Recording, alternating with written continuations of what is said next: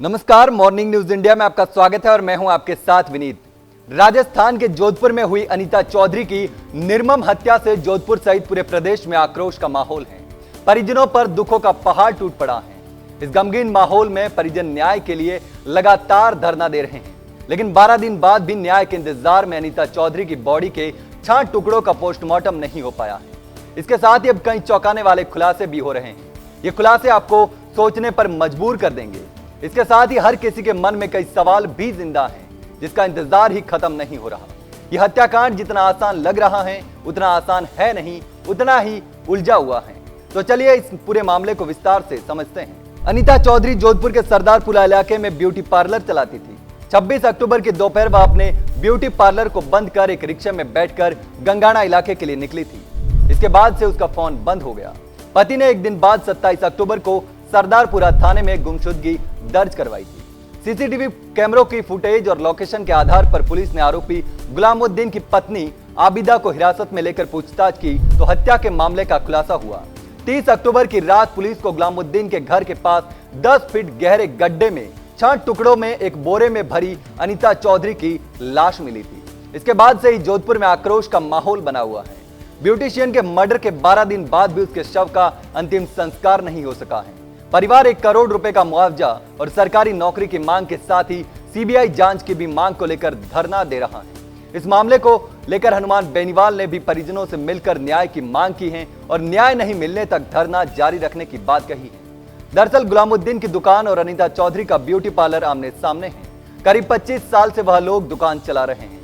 अनीता को गुलामुद्दीन बहन मानता था और बहन कहकर ही बुलाता था। हो सकता है कि अनीता को विश्वास में लेकर उसकी हत्या को अंजाम दिया गया हो, लेकिन अभी तक हत्या की वजह सामने नहीं आई है। जोधपुर में ब्यूटिशियन अनीता चौधरी हत्याकांड के मुख्य आरोपी गुलामुद्दीन फारूकी को मुंबई से पकड़ लिया गया। गुलामुद्दीन नेपाल भागने की फिराक में था। वह जब भी मोबाइल का उपयोग कर रहा था उसे कुछ ही पलों में बंद भी कर लेता था। ऐसे में उसकी लोकेशन पुलिस को नहीं मिल पा रही थी। पिछले 5 दिन से एडिशनल डीसीपी निशांत भारद्वाज की टीम उसकी तलाश कर रही थी। वह 4 दिन से अपनी लोकेशन बदल कर पुलिस को चकमा दे रहा था। उसके खिलाफ पहले से कई आपराधिक मामले भी दर्ज हैं। ऐसे में वह काफी शातिर तरीके से बचने की कोशिश में था। पुलिस ने गुलामुद्दीन को पकड़ने के लिए सीसीटीवी फुटेज का सहारा लिया। पुलिस हत्याकांड के बाद से 500 से ज्यादा सीसीटीवी कैमरे खंगाल कर गुलामुद्दीन तक पहुंच गई। पुलिस ने बताया कि गुलामुद्दीन मुंबई से नेपाल जाने की तैयारी में था। पुलिस को उसके पास से भारत से फरार होने के कई सुराग भी मिले हैं। वहीं अब केस की जांच डीसीपी लेवल के अधिकारी करेंगे। इस मामले में हत्याकांड और शव मिलने के बाद से कई तरह की बातें भी सामने आ रही हैं। उधर गुलामुद्दीन के पकड़ में आने के बाद पुलिस ने एक बार फिर से कई लोगों को हिरासत में लिया है और मामले में जांच की जा रही है। हालांकि अभी तक इस मामले में पुलिस को भी कई सवालों के जवाब नहीं मिले हैं। अभी भी कई सवाल जिंदा हैं जिसका जवाब अभी तक नहीं मिला है। इन सवालों के जवाब गुलामुद्दीन ही दे सकता है। यह सवाल है कि अनीता की हत्या क्यों की थी? इस हत्याकांड में गुलामुद्दीन के साथ कौन शामिल है? क्या गुलामुद्दीन ने अनीता की हत्या कर शव अपने घर में ही काटा था? अनीता की हत्या लूट के लिए हुई, प्रॉपर्टी विवाद में हुई या ब्लैकमेलिंग के कारण हुई? प्रॉपर्टी डीलर तैयब अंसारी का इस हत्याकांड से क्या नाता है? अनीता जो बैग लेकर ब्यूटी पार्लर से निकली थी वो कहां है? अनीता के कपड़े कहां बदले गए? गुलामुद्दीन को जोधपुर से फरार करने और फरारी काटने में किसका सहयोग रहा? यह सभी सवाल जिंदा है जिसका बेसब्री से सभी को इंतजार है, जिसका जवाब अभी तक पुलिस को भी नहीं मिला है। अनीता चौधरी हत्याकांड के बाद जोधपुर सहित पूरे प्रदेश में आक्रोश का माहौल है।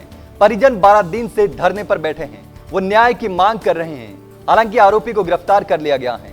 हत्या की वजह सहित कई सवालों के जवाब अभी तक नहीं मिले हैं।